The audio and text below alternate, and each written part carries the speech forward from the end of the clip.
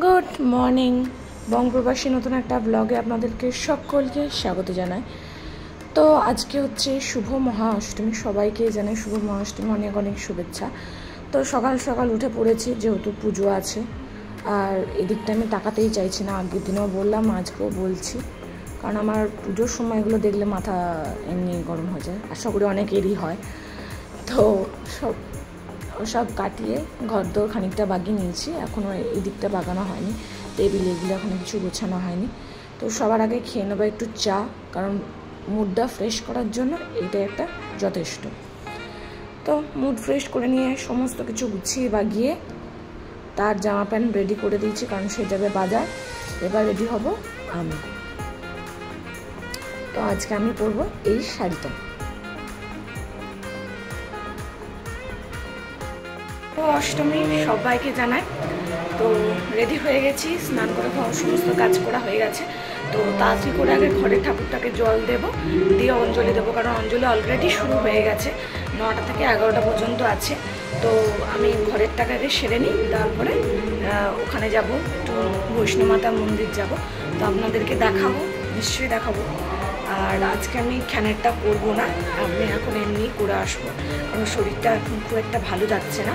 তো সেজন্য বাড়ি থেকে বললো যে পুরোটা করিস না, সকালটা কর, তাহলেই হবে। তো তার জন্য সকালটা করছি। তো চলুন, সবাইকে শুভ অষ্টমী অনেক অনেক আন্তরিক শুভেচ্ছা। তো যথারীতি বাড়ির পুজো সেরে নিয়েছি, ওইদিকে ফল নিয়ে আসা হয়েছে। এবার আমি যাব হচ্ছে পুজো দিতে, না এখন যাব হচ্ছে আমি পুষ্পাঞ্জলি দিতে। এখন পুজো হবে না, এখন যেমন পুষ্পাঞ্জলি দিতে। পুষ্পাঞ্জলির লাইন দেখছেন, এটা 3 টাকা পুষ্পাঞ্জলি চলছে। তো পুষ্পাঞ্জলিটা দেওয়া হবে, তারপরে আবার যাব, তখন পুজো নিয়ে আসবো। তা এখন আমার লাইন চলছে, আমি এখন দিচ্ছি।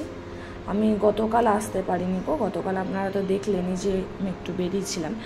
তো গতকাল আসতে পারিনি, সেই জন্য আজকে আসা। তো একবার চলুন মা বৈষ্ণব দেবীর মন্দিরে ঘুরে আসি।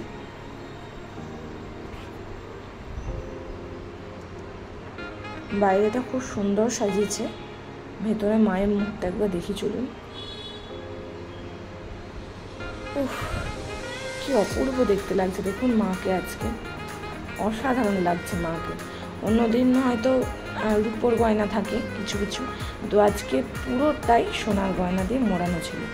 তো এদিকেও বাজারও নিয়ে চলে এসছে, মিষ্টি, ফল, আলতা, সিঁদুর, ফুল, যেহেতু আজ অষ্টমী, পদ্ম এনেছে, সমস্ত কিছু নিয়ে এসছে। একবারে বলেছিলাম 3 দিনের পুজো নিয়ে চলে আসবে।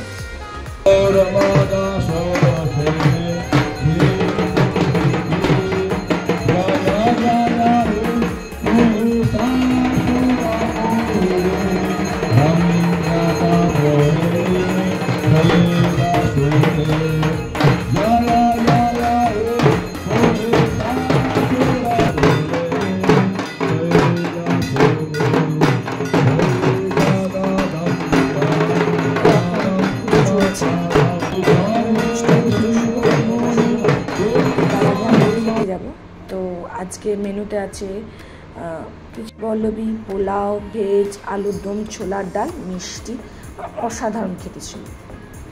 তো এইদিকে এখন শুরু হয়েছে মহাষ্টমীর পুজো, 107 প্রদীপ জ্বালানো হচ্ছে, এখন মহাষ্টমীর পুজো শুরু করছেন।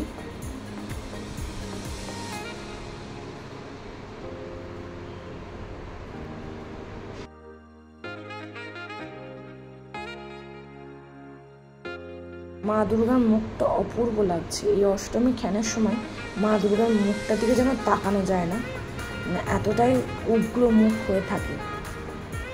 তো এখন বিকালবেলা একটু ছাদে এসেছি, যে সারাদিন তো ঘরেই ছিলাম বা পুজোর তলে ছিলাম। তো চলো একটু ঘুরে আসি, আর একটু পরে বাড়ি থেকে সবাই চলে আসবো। অলরেডি চলে এসছে, ওরা চলে এসছে, আপনার হচ্ছে ডানকুনি পেরিয়ে গেছে। তো এখন যেহেতু রাস্তা একটু ফাঁকা, তো ওরা চলে আসতে পারবে। তো মেঘগুলো দেখতে খুব সুন্দর লাগছে, আকাশটা অসাধারণ লাগছে, দারুণ, মানে দারুণ লাগছে। তো ঠিক মানে এয়ারপোর্ট অথরিটি ঠিক খবর পেয়ে যাচ্ছে যে আজকে বাড়িতে লোক আসছে, প্লেনটা ওই জন্য এদিকে ল্যান্ড করাবে, আজকে নামাবে এদিকে। ওরাও খবর পেয়ে যায়, আমি ঠিক বুঝতে পারি না। এবার ঠিক কী করে যে খবর পায়।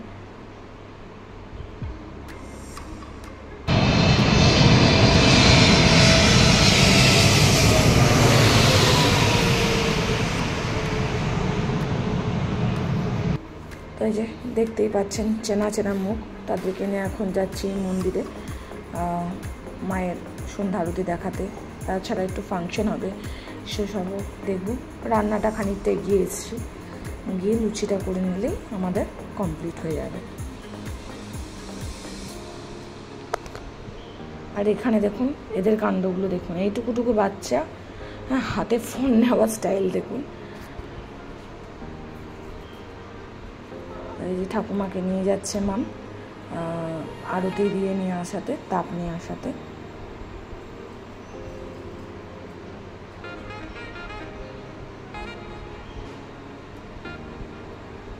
এদেরকে দেখলে দেখুন মনে পড়ে যায় না যে ছোটবেলায় আমরা কত মজা করতাম, কত আনন্দ করতাম।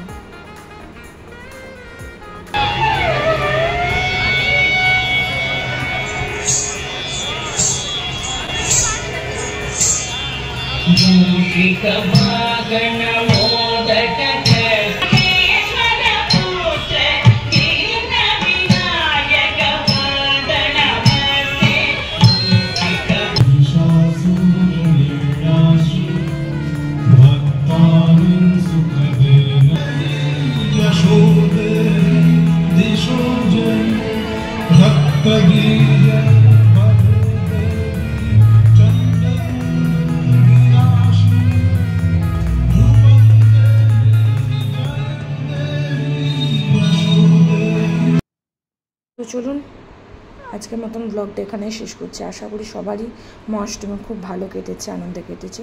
শুভ মহাষ্টমী।